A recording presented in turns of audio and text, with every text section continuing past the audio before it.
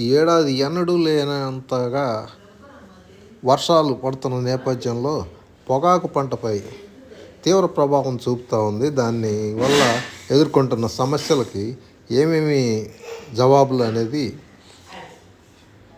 టంగుటూరు పొగాకు బోర్డు వేలం కేంద్రం నిర్వాహకులు అట్లూరి శ్రీనివాసరావు సూచనలు చేస్తున్నారు. ఈనాడులో మంగళవారం ఇందుకు సంబంధించిన వార్త ఒకటి ప్రకాశం విషయంలో వచ్చింది. చూద్దాం. పొగాకు ఇలా చేస్తే మేలు. వరుస తుఫాన్లతో పొగాకు రైతులు తీవ్రంగా నష్టపోయారు. ఎదుగుదల లేని మొక్కలను చూసి ఏం చేయాలో దిక్కుచోసక సతమతం అవుతున్నారు. ప్రస్తుత పరిస్థితుల్లో పంట రక్షణకు టంగుటూరు పొగాకు బోర్డు వేలం కేంద్ర నిర్వాహకులు అట్లూరి శ్రీనివాసరావు పలు సూచనలు చేస్తున్నారు. తిరిగి నాటాలంటే నీట మునిగిన పొలాల్లో పొగ మొక్కలు ఊరకెత్తి చనిపోయాయి. వీటి స్థానంలో తిరిగి మొక్కలను నాటాలంటే బ్లైటాక్స్ ద్రావణం వేసి నాటుకోవాలి. నీటిలో మునిగిన మొక్కలను కాపాడేందుకు వేరు వ్యవస్థకు గాలి ఆడేందుకు మొక్కల పక్కన రంధ్రాలు చేయాలి. అమోనియం సల్ఫేట్ ఎకరాకు 10 నుంచి 15 కిలోలు వేసుకోవాలి. తోటలు పాలిపోయి ఉంటే నత్రజని, ఫాస్ఫరస్, పొటాషియం ఎకరాకు 1 కిలో చొప్పున నీటిలో కరిగించుకొని 2 సార్లు పిచికారీ చేయాలి.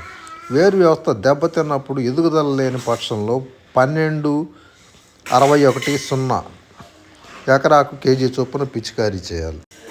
ఎదుగుదల లేకపోతే ప్రస్తుతం బొబ్బ తెగులు, శనగపచ్చ పురుగు, లద్దె పురుగు వంటి వ్యాపించాయి. బొబ్బ తెగులు నివారణకు రెడోమిల్ ద్రావణం 2-3 సార్లు పిచికారీ చేసుకోవాలి. శనగపచ్చ పురుగు నివారణకు క్లోరాంత్రోనిలిప్రోల్ 10 లీటర్ల నీటికి 3 మిల్లీలీటర్లు కలుపుకొని పిచికారీ చేయాలి. లద్దె పురుగు నియంత్రణకు ఇమామెక్టిన్ బెంజోయేట్ 5 గ్రాములు 10 లీటర్ల నీటిలో కలిపి పిచికారీ చేసుకోవాలి. వీటి వినియోగంలో చీడపీడలు అదుపులోకి తీసుకురావచ్చు. వర్షాలకు కొంతమంది తోటల్లో కలుపు అధికంగా పెరిగింది.